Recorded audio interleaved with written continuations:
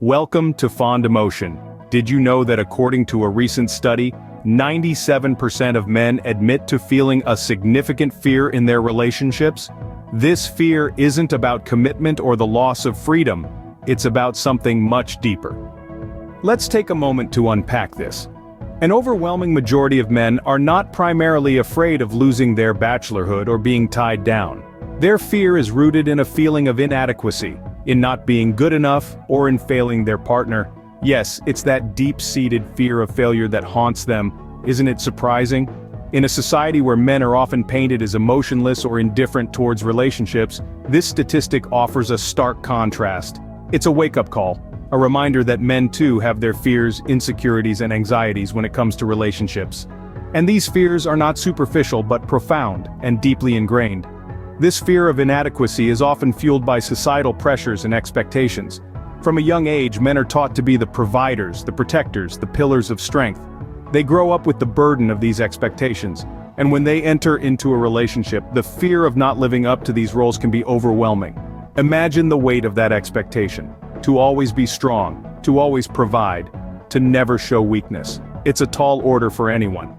But for men, it's a societal expectation that they wear like a second skin, and it's a significant contributor to their primary fear in relationships.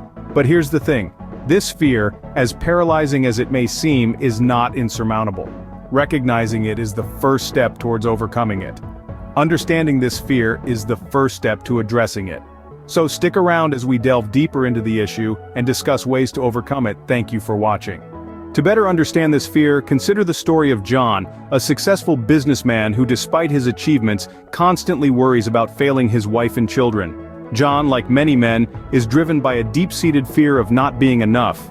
He's climbed the corporate ladder, built a comfortable life for his family, but the fear of failing them, of not living up to their expectations, keeps him awake at night. He fears that one misstep, one wrong decision could shatter the life he's worked so hard to build.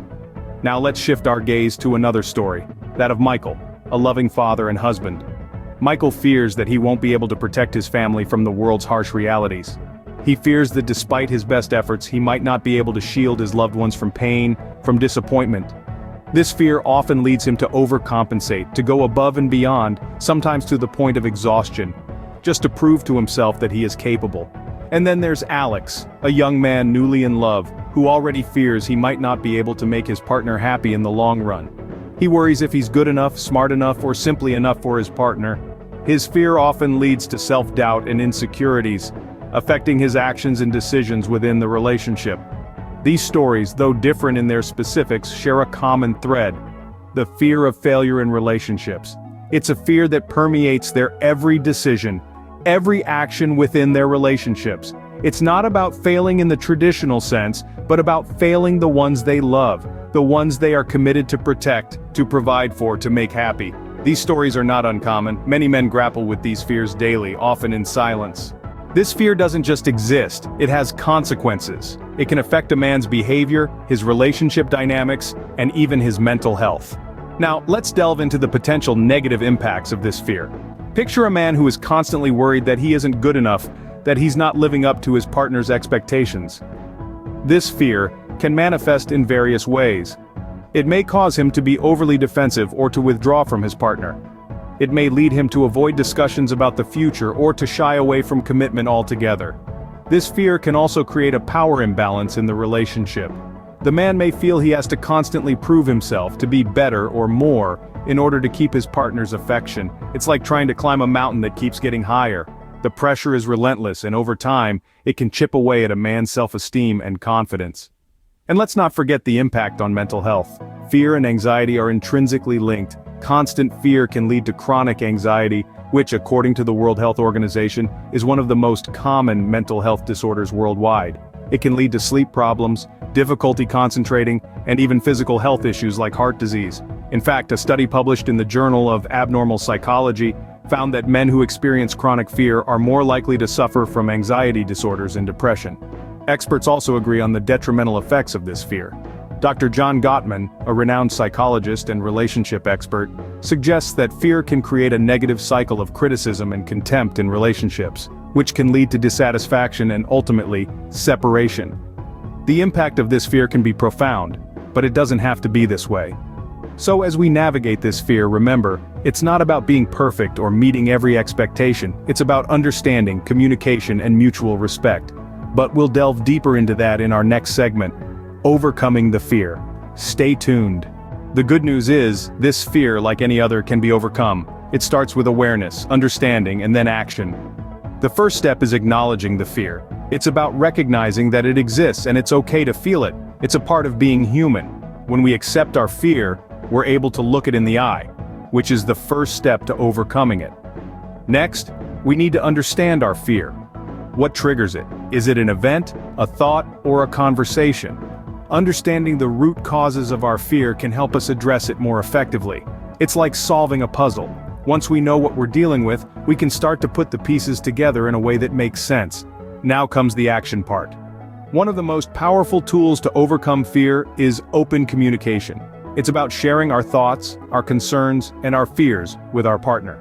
This might feel uncomfortable at first, but it's a vital step in resolving our fear. Remember, your partner is there to support you, not judge you.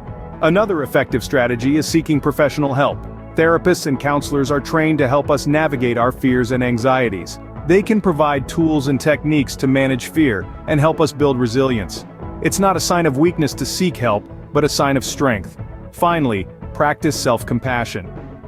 Fear can often lead to negative self-talk and self-criticism. It's important to remember that everyone has fears and it's okay to not be perfect. Be kind to yourself, acknowledge your feelings, and give yourself the space to grow and learn. Overcoming this fear is not a one-day event, it's a journey, but it's a journey worth embarking on. When we overcome fear, we open ourselves to deeper connections, stronger relationships, and a more fulfilling life. So, let's take that first step together. Now, we've talked a lot about this fear, but we want to hear from you.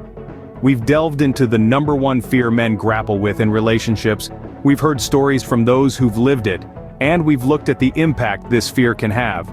We've even explored ways of overcoming it. But, in this grand tapestry of human experience, every thread counts. And that includes yours. So we want you to join the conversation. Have you ever found yourself wrestling with this fear? Maybe you've watched a friend, a brother, or a father go through it. Or perhaps you're in the thick of it right now, trying to navigate the stormy seas of uncertainty and dread. If you feel comfortable sharing, we'd love to hear your story. Your experiences matter. They can shed light on aspects of this fear that we haven't touched on. They can provide comfort to someone else who might be going through the same thing. They can spark a discussion, a sharing of ideas, a coming together of minds, and most importantly, they can break the silence that so often surrounds this fear. You see, when we share our stories, we do more than just talk about our experiences. We create connections, we build bridges of understanding, we shatter the illusion of isolation and remind each other that we're not alone. Your story could be the key that unlocks someone else's prison of fear. Don't worry about judgment or criticism. This is a safe space, a community of people who understand and empathize. We're here to listen, to learn, and to lend a helping hand. So go ahead, share your thoughts, your experiences, your wisdom. You never know who you might reach, who you might help, who you might inspire. Your story could be the lifeline someone else needs. So, don't hesitate to share it in the comments below. Remember, it's by understanding and addressing our fears that we can truly thrive in our relationships.